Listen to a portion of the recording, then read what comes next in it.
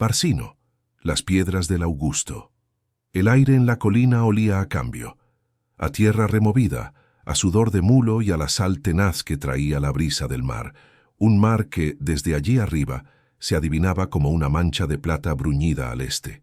La colina, conocida por los más viejos del lugar como Mons Taber, se elevaba con suavidad sobre una llanura fértil y una ensenada natural, un lugar que los dioses, sin duda, habían señalado con el dedo. Lucius Vivenna, lictor al servicio del propio emperador Augusto, apoyaba las manos en sus caderas, sintiendo el cuero rígido de su cinturón. Sus ojos, acostumbrados a la magnificencia de Roma, escrutaban el terreno con una mezcla de pragmatismo y una chispa de esa rara emoción que surge al participar en el acto divino de fundar una ciudad. No era la primera vez. Había estado en Emérita Augusta, en Caesar Augusta, en tantos otros lugares donde la civilización romana brotaba de la tierra virgen como un manantial de orden en el caos. Pero esta, Barcino, tenía algo especial.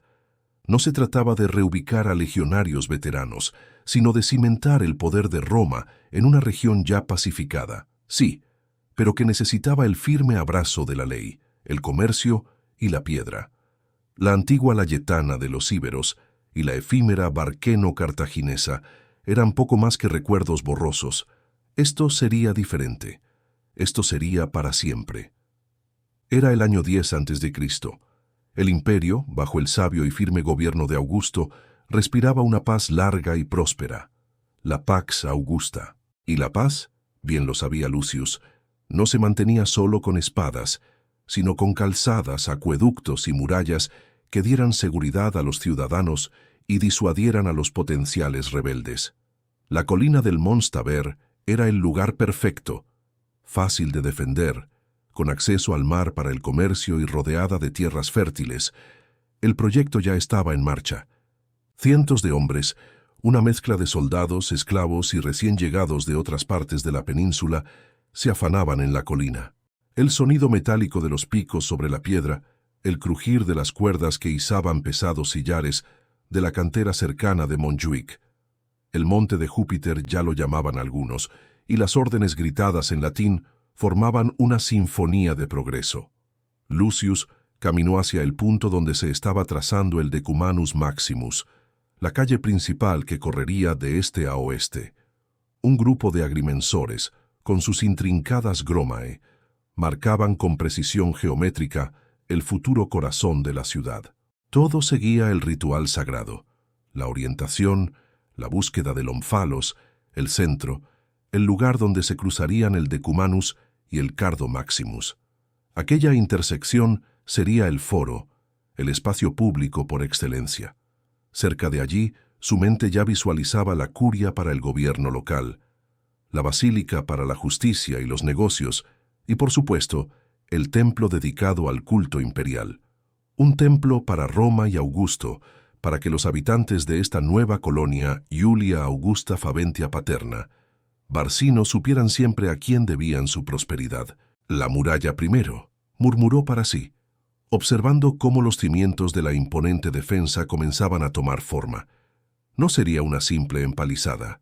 Augusto quería una declaración de poder, una muralla de 2 metros de espesor, con torres cada 30 pasos, que delineara un rectángulo casi perfecto de 10 hectáreas. Una joya engastada en la colina, visible desde kilómetros a la redonda. Barcino no nacería como una aldea, nacería como un bastión. Uno de los capataces, un hombre fornido con el rostro curtido por el sol, se acercó a Lucius. «Señor, hemos encontrado un manantial en la ladera norte. El agua es buena y fresca». Lucius asintió, satisfecho. «Bien, marcadlo. Será crucial para la ciudad. Primero la defensa, luego el agua, después los dioses y por último los hombres». Era la fórmula romana, probada en 1000 lugares. Mientras el capataz se alejaba, Lucius clavó la mirada en el horizonte. Pensó en las generaciones que no verían estos andamios, este barro, este esfuerzo titánico. Ellos nacerían en una ciudad de piedra blanca, con calles rectas y cloacas subterráneas. Ellos darían por sentado el orden. Pero él, Lucius Vivenna, estaba aquí en el principio, oliendo el polvo de la creación, y por un instante sintió el peso de la historia y el honor de ser un instrumento del Augusto. 70 años después, la ciudad ya no olía a tierra removida, sino a pan recién horneado, a aceite de oliva, a especias exóticas y en las calles cercanas al puerto, a sal y a pescado en salazón. Barcino respiraba vida. La muralla, ahora completa y blanca bajo el sol hispánico, custodiaba un bullicio ordenado. Las calles, empedradas, seguían el riguroso trazado ortogonal de sus fundadores. En el foro la actividad era frenética. Mercaderes proclamaban sus mercancías, ciudadanos togados discutían de política o negocios y las risas de los niños se colaban entre las columnas de la basílica. En una domus señorial, cerca del cruce del Cardo y el Decumanus, Caius Valerius Naso se ajustaba la toga ante un espejo de bronce pulido.